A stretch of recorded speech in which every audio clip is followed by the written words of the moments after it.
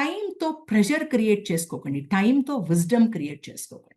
అమ్మో! 10థ్‌కొచ్చావు గదా! ఇంక ఆడుకోవడం ఆపేసేయి. 10థ్‌కొచ్చావు గదా! ఇది నువ్వు చేయకూడదు. 10థ్‌కొచ్చావు గదా! నువ్వు ఆ పని చేయకూడదు. బ్రేక్ ఎందుకు తీసుకుంటున్నావు? సినిమా ఎందుకు చూస్తున్నావు? ఇవేం చేస్తున్నావు? No. It doesn't work like that. Maybe అది మీ మార్కులకి మంచి మార్కులు తెచ్చే అవకాశం ఇస్తుందేమో గానీ, మీ జీవితంలో ఫెయిల్ అయిపోయే అవకాశాన్ని కూడా హైగా ఇస్తుంది. ఎందుకంటే ఐఐటీ ఎంట్రన్స్‌లో వచ్చిన టాపర్స్ వాళ్ళ ఫస్ట్ ఇయర్‌లో ఫెయిల్ అయిన వాళ్ళున్నారు. Everything, anything a balance is required. చదువుతున్నప్పుడు ఒక స్పైరల్ ఒకటి ఫాలో అవ్వండి. ఓకే.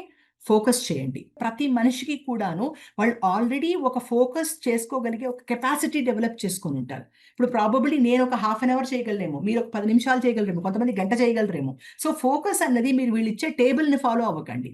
మీరు కూర్చొని ఆలోచించండి. నేను ఎంతసేపు చదవగలుగుతున్నాను? నా బాడీ నాకు ఎంతసేపు, నా మైండ్ నన్ను ఎంతసేపు కూర్చోబెట్టగలుగుతుంది?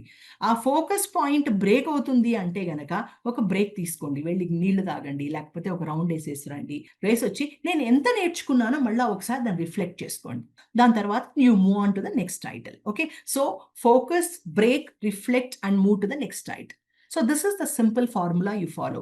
సో, మీకు మీరు ఆలోచించుకోండి. ఇష్టమైన సబ్జెక్ట్ జనరల్‌గా ఉన్నప్పుడు ఏంటంటే ఎక్కువ సేపు కూర్చోగలుగుతాం. ఫోకస్ ఉంటుంది.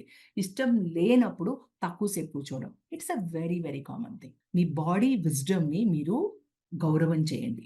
మీ స్లీప్ సైకిల్స్ కానియండి, మీ ఫుడ్ ఎలా తింటున్నారో కానియండి, మీ మూవ్‌మెంట్ అంటే మీకు ఏది సంతోషాన్నిస్తుందో కానియండి, మీ మూవ్‌మెంట్ బయట మీ ఫ్రెండ్స్‌తో ఆడుకోవడం కానియండి, వీటన్నిటికి కూడా మీరు గౌరవం ఇయ్యాల్సిన అవసరం చాలా ఉంది.